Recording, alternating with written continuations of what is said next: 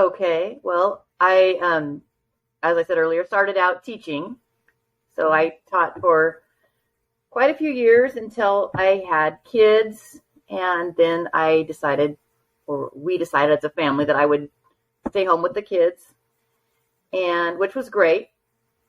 But it's a little isolating because all my kids are very close. So I had three little kids at home at the same time, and you feel a little isolated at that time.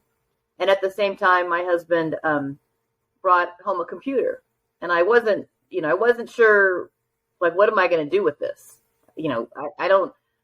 And so, I started back in the AOL days, and, there wasn't a lot on there, but it was like, okay, well, oh, look, I can email people. Honestly, the only person I knew with an email was Jack. So I was like, oh, let me email Jack. Hi. Like, he happened to be like in Singapore at the time. He was like, oh my gosh, what? I was like, I don't know. I just got a computer, and you're the only person I know with email at the time. But I started learning that I could shop on, order groceries and get delivered. I could order kids stuff, get delivered. I could, leave messages for people. I joined a couple of those, like forums where you discuss, and I was a runner. So it was a running forum, but you can't, when you're at home with all these little kids, you can't really talk to people very easily. So I'd go and check my forum and make my comments and then go do my thing. And, so it was a way to keep in touch. And so I started thinking, what other segment of the population is somewhat isolated? And I thought about people in senior living communities, and they don't often get visitors. They don't have access to technology. And so I thought, wow, if they could have access to this technology and, email their loved ones, their family, their friends, without, calling someone in the middle of your workday, sorry, I can't talk to you now, or the kids don't answer the phone, or they don't have time, but if they had email.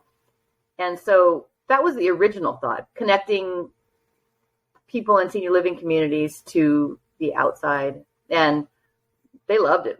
Webcam, at first, the staff people told us, no, this, they can't do this. They're not going to be interested. They won't like it.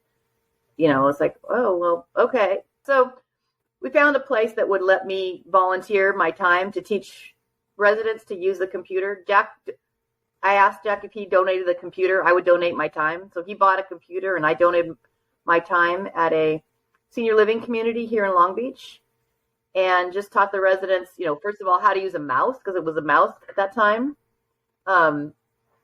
They liked solitaire, of course. And, then they started exploring the internet. They started printing cards, way back in they had Blue Mountain where you could print cards for free. They loved that and started exploring and really liking it. So then Jack and I were like, well, this could be something.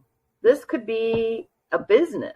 So we explored, and it took a long time to get to where we are now, but it started to becoming more of an engagement tool. And neither one of us were familiar with the senior living industry. Jack came from a tech salesman background, and I came from a teaching background. And as we started getting into this field, or this market, it was feedback from the staff and the residents that developed our product. This is what we'd like to see. This is what we'd like to have. This would be really helpful. This would be, and that's how we built the product.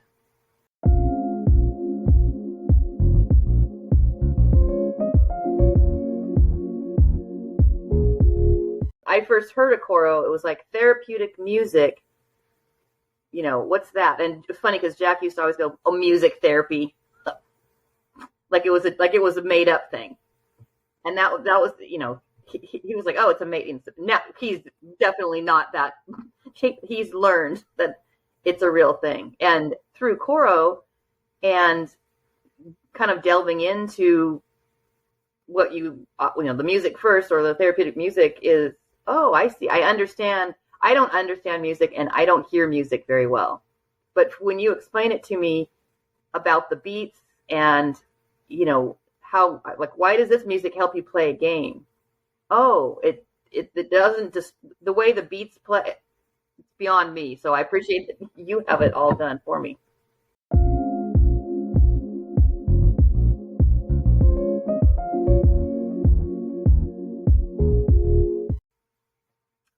Well, certainly the quality of music, because we were just like everybody else, just throwing anything content on there, not even thinking about licensing. We had Elvis Presley singing, we had Frank Sinatra singing, we had images.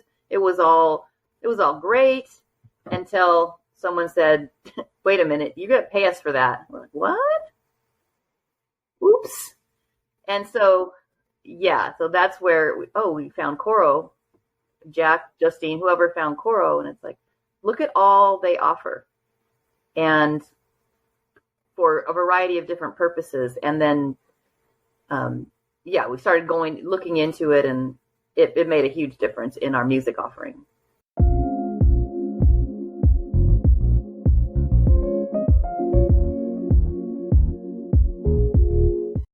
What's the name of that movie? I think it was with Glenn Campbell, Alive Inside or something like that. I don't know if it was a catalyst, but it really opened up a lot of people's eyes to music still being something that people can relate to. Like, I'll give you an example. My mom had Alzheimer's, and music, she loved, like, she would sing to songs that she recognized, even though she could barely talk. She couldn't carry on a conversation, just jibber jabber, babbly words. But when music came on, she could sing the words. And so it was like, wow, this is so amazing that there's still a connection there, where when you think there's not. She was more, it's funny because she was very young, and she was very much a 60s girl in the 60s. But when the music that stuck in her head was more almost like Disney princess kind of music. It was like When You Wish Upon a Star, and that kind of like, Tony, when you wish upon a star. Not the music that I would expect, So that's another thing. Coro gives you so many choices that as a caregiver or a care partner, you might think, oh, I know how old you are. I know what music you want, so I'm going to put this on for you. And you might not realize that, they listen to their grandparents' music, or they really like their kids' music, and that's what they got into, or they were in the music business, and they're a musician that played. You don't know until you actually try the different genres, and you see people respond in different ways. So.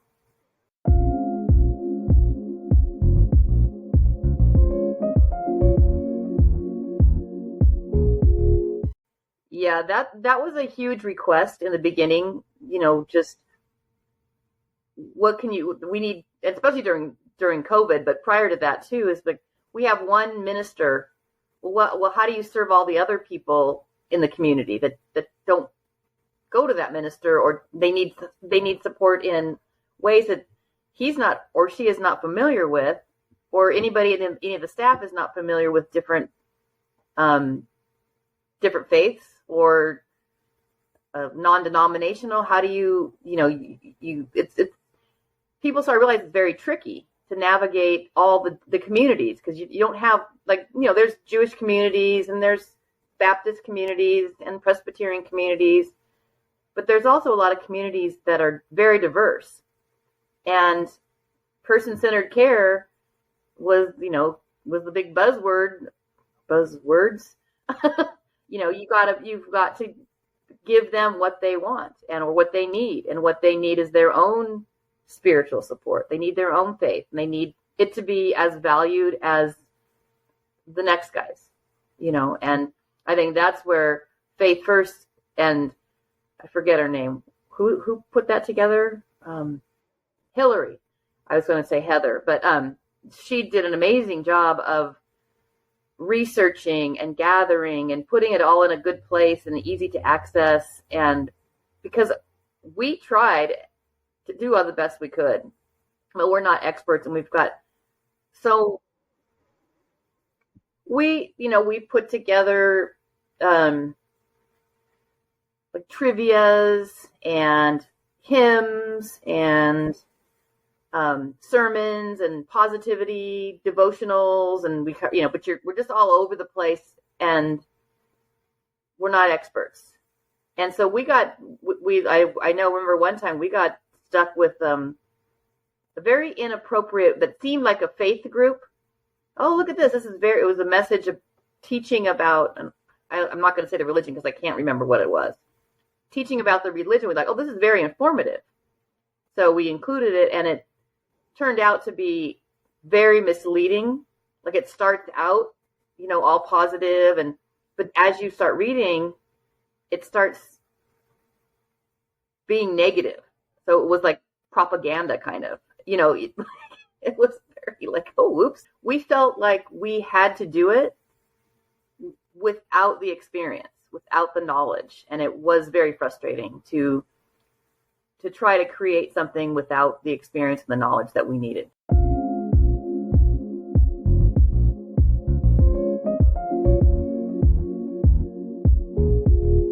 I think it's great. I think it's people are very happy with it. They use it a lot. I mean, people, especially people who ask, the staff knows what they know, and maybe the staff member is Buddhist, so they're not familiar with Christianity, and the person wants to or Catholicism, and what's the rosary? I don't know what that means. We have it here. We can, it goes both ways. And I like the Faith First on two points, because it allows them to practice their faith, but it also allows people to learn about the faith. So you can use it both ways. You can inform, hey, it's Rosh Hashanah time. I don't know what that means, but here, let's share it with the whole community that, this is what's being celebrated by these individuals, and let's share in their celebration and why are they celebrating. So I like that you can do both with it. You can learn and practice.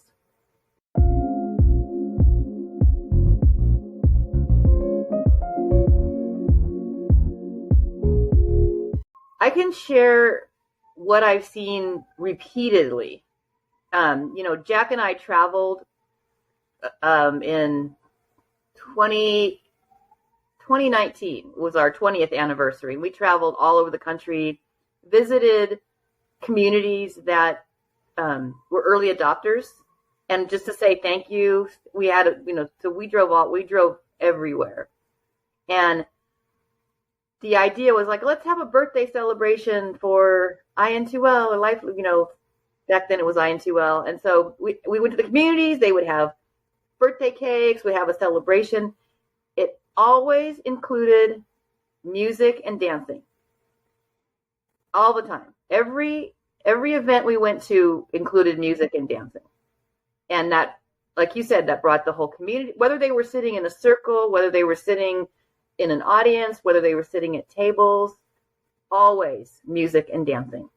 And people would speak, let's put some music on. People would get up and dance and do the conga line around, and everybody smiling and laughing, everybody loving the music. So without a doubt, that brought all the communities in. It makes it a celebration, makes it fun, a party. Well, and kind of along another story that's a little bit different is, you have a resident who probably has Alzheimer's or some form of dementia, and a staff member, let's say a housekeeping, comes into the room, starts moving their stuff around and, cleaning. Who is this person? Why are they in my room? I don't know you. I'm uncomfortable. I'm getting anxiety. I'm maybe getting combative. Get out of my room. Don't touch my stuff. Who are you? And music is such a great bridge for a situation like that, where a staff member can come in with a tablet or something, knowing in advance maybe this resident enjoys jazz. Hi, Debbie. I hear you like jazz. What's your favorite jazz musician, or what era of jazz? Let's listen together. Put some music on. Take a minute, listen to the music, and then start, doing your job. But now you have this little connection with the music. The person feels comfortable they're listening to the music. They trust, again, back to trust. They trust that you're there not to take their stuff and move things around. And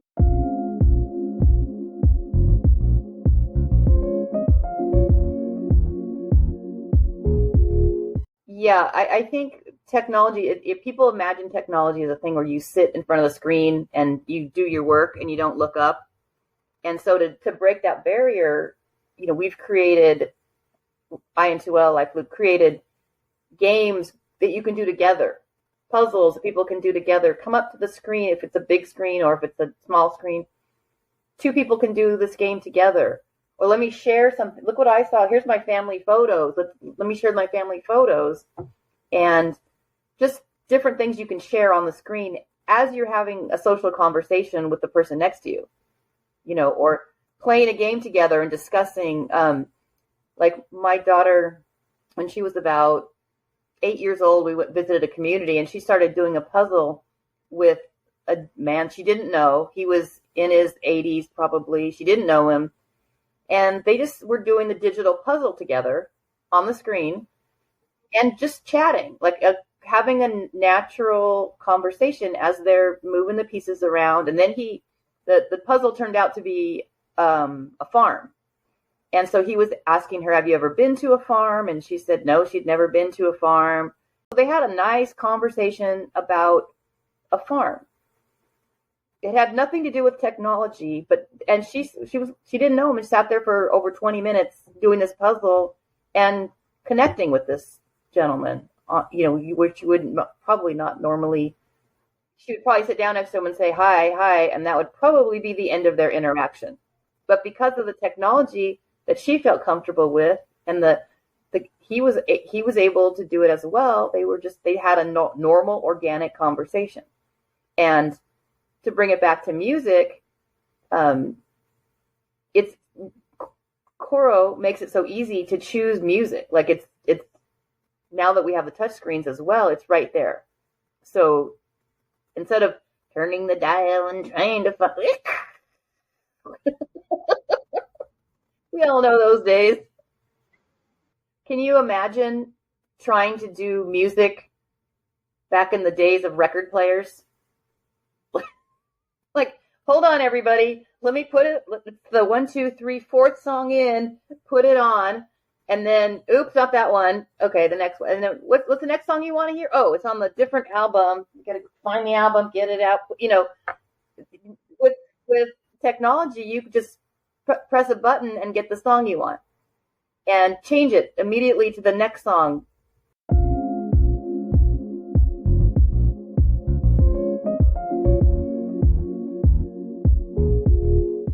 I think that for me, the most surprising is the quantity and quality of music available through Coro.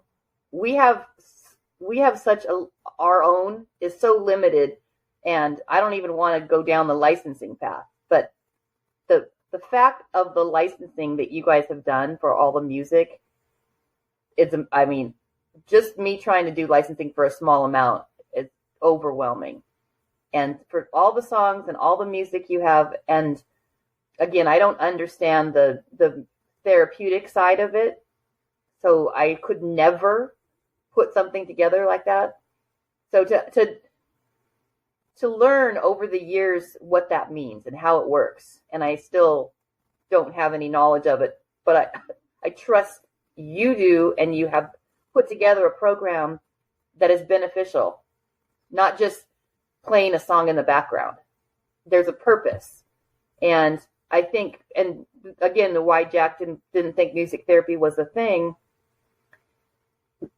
we weren't thinking of a purpose for music. We were thinking of music as entertainment.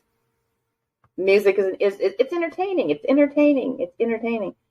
But I think over the years we've learned, and especially through our partnership with Coro, that music is entertainment, but it also can be purposeful and meaningful and create connections and guide people, slowly wake them up, put them to sleep. There's a purpose. So I think that was probably the biggest eye opener for me is.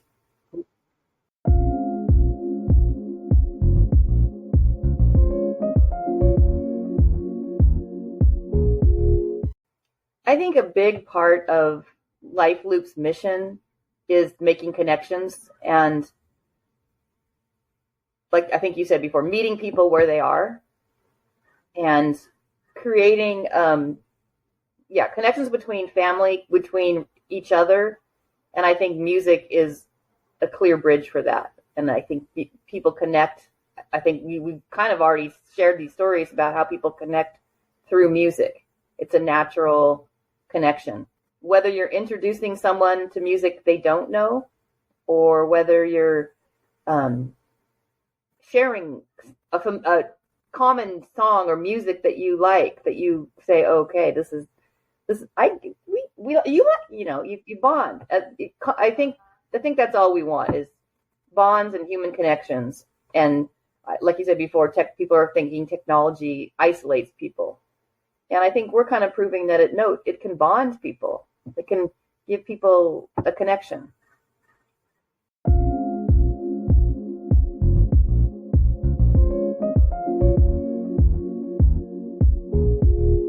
Behind bingo. Bingo, with all the technology, bingo still remains number one. Even though people say we're sick of bingo, we hate bingo. We have bingo on the system. I have the usage report right in front of me, and Coro is the next one down from bingo. Coro.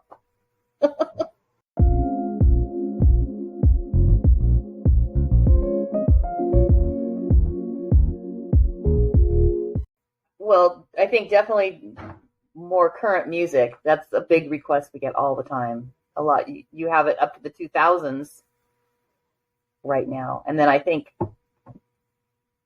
the current generation is being more open-minded to different faiths, instead of, no, we're just Christian, that's it. We don't want to hear anything else.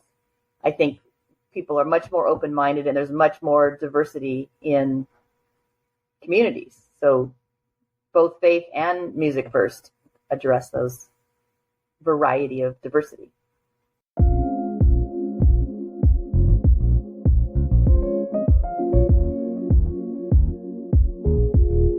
Well, I think right now AI is big, and it's like how technology can quickly analyze data, that you can throw at it, and it can analyze data and say, oh, based on all this input, here's what I think you'd be interested in, or here's how we're going to best address your needs.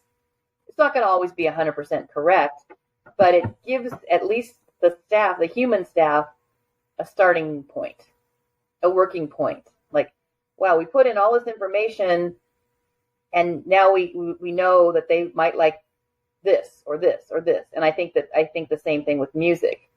You start putting in, oh, he was a band teacher, he played this instrument, his favorite concerts that he went to were this, and this, and then later on in life he was line dancing, but he went to this university, and you can start putting in all this information, and it's going to be able to give you music to try, that instead of a staff member having no idea what's big band. I don't know what big band is. What does that mean?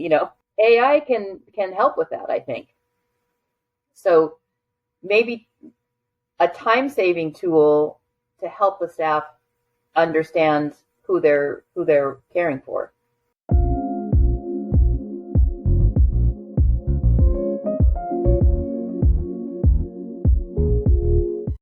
I think what's kept it going is that you're not stagnant. You continue to grow and develop and build and create a bigger library, bigger option. I mean, when we first started with you, we just had MusicFirst therapeutic music, which was great. Now we have sing-alongs and care radio, which is very popular, and the Faith First. So you all growing and building and continuing to add on is, I think, what's really, plus you're the standout in the market of therapeutic music. I don't even know what your competition is. So both those two things, quality and just that you continue to grow. I'm looking forward to, I know you've added some Spanish language songs, And I know it's difficult. We're struggling with languages, speaking about diversity, having music diversity with languages. So I will look forward to that someday in the future. And then also, I think David might have mentioned something about not live music, but people, because for the memory care people, seeing somebody sing is very helpful, along with the lyrics, as far as that. They enjoy the people part of it. So I look forward to that too in the future.